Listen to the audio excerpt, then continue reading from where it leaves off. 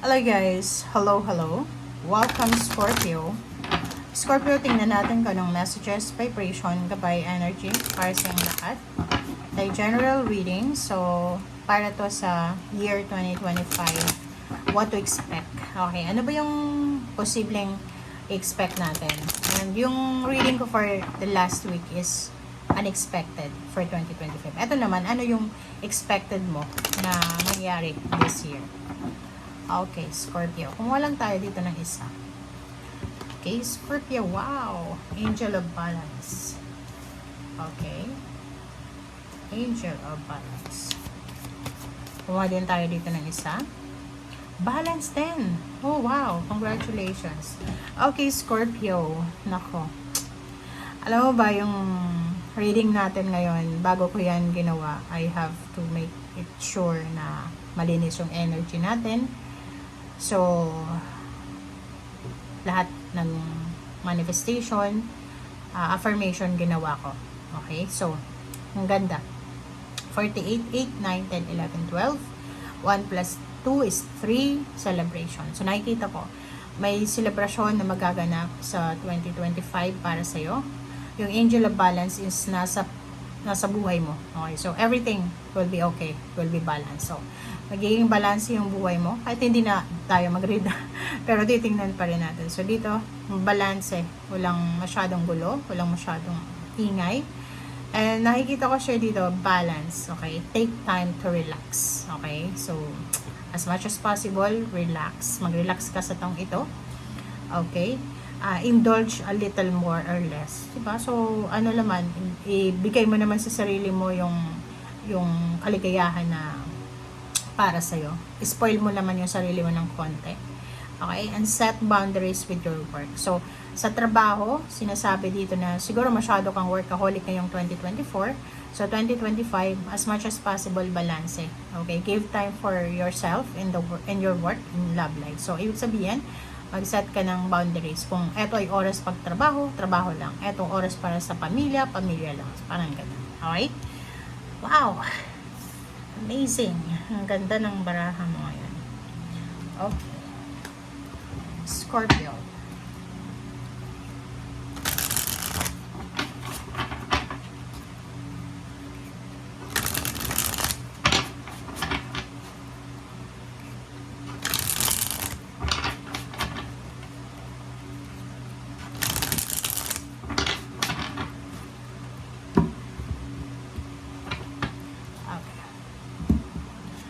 First card natin is Hangman.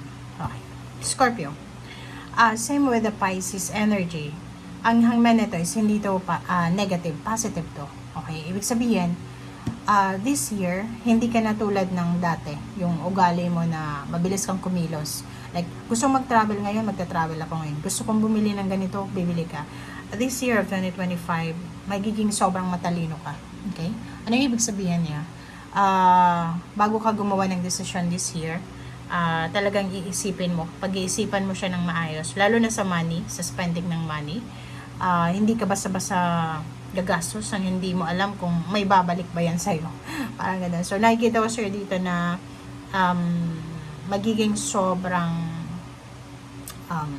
matalino, wise ka this year. Okay? So, tube coins, and at the same time din, nakikita ko siya dito na magiging magaling ka, balance din, magiging magaling ka sa pagbabalance ng pera. Okay? So, yun ang nakikita ko siya dito. Next. Okay, 7 of Swords. Expected mo dito sa pera. Okay? So, since balancing nga, pwedeng hindi ka naman mawawala ng pera this year. Sinasabi dito sa'yo ng barahan na mag-iingat ka, okay? Be careful kasi pwedeng may nakapaligid sa'yo ng scammer, toxic na tao, energy vampires.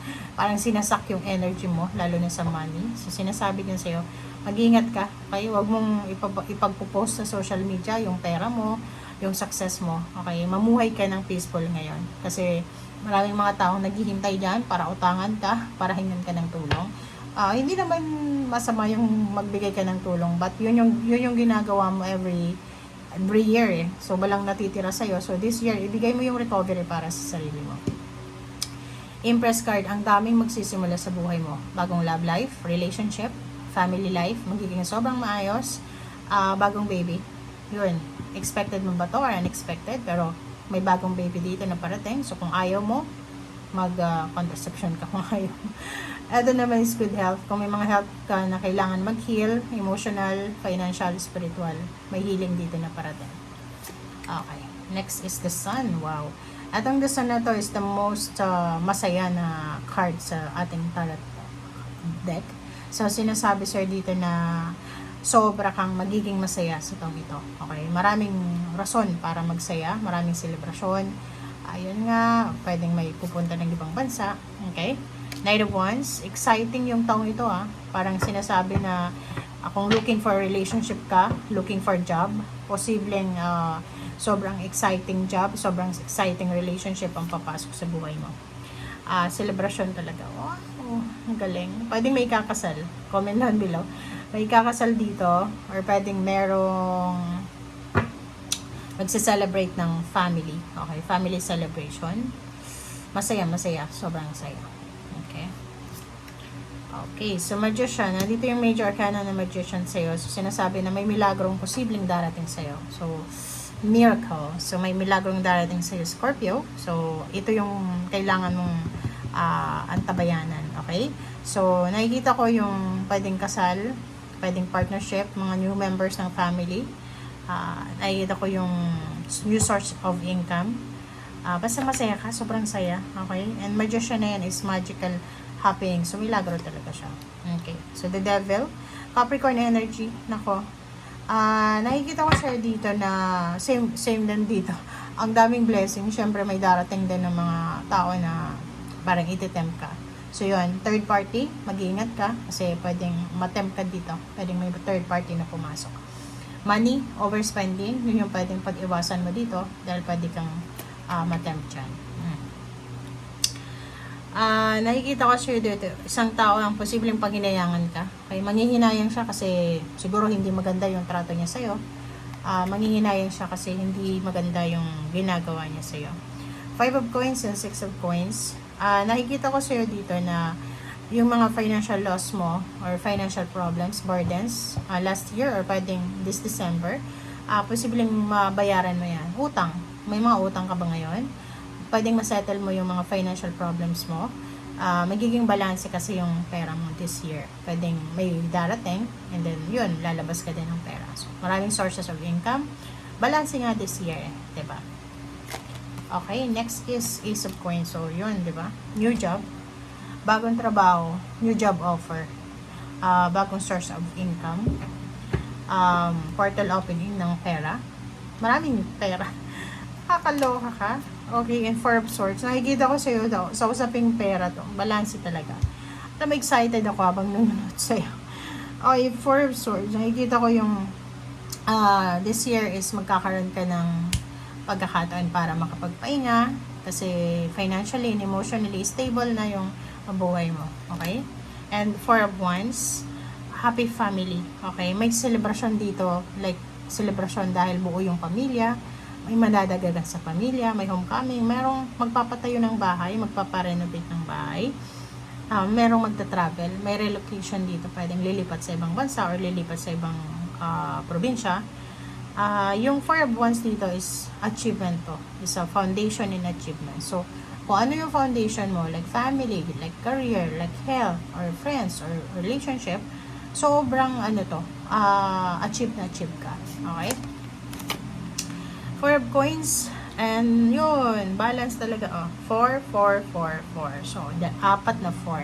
Sa Pisces naman, 3, 3, 3. Sa'yo naman, 4, 4, 4. 1, 2, 3, 4. So, it's stability, balance, security, prosperity, abundance. O hindi pag-gewang-gewang yung buhay mo this year. This year, sobrang balance. Balance, balance, balance. So, magkakaroon ka ring ipon this year. So, pwedeng, eto na yung taon para makapag-ipon ka. Bibigyan ka ng blessings ng Magician dito, ng pagkakataon na makuha mo kung ano yung gusto mo, lalo na sa pera, makakapag-ipon ka talaga. Nakikita ko sir dito na masaya ka. Okay, mamamanage mo ng tama. And Queen of Swords, focus na focus ka din. Sobrang tipid mo din this year. And nakafocus ka. Okay? So, last 3 cards na tayo. Etong Two of Swords, same dito. Okay? So, the Hangman, Knight of Swords, and Six of Wands. And lastly, Six of Wands, victory, success, recognition, awards, rewards. Lahat na ata ng success, sinalo mo na. Okay? So, yun. Scorpio. And last 2 cards natin is Two of Swords and Knight of Swords. So, marami kang good news na matatanggap. Good news or bad news.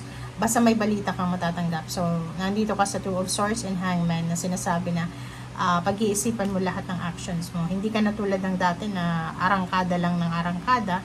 Ngayon sobrang talino mo na. Okay? So, thank you guys for watching. Bye!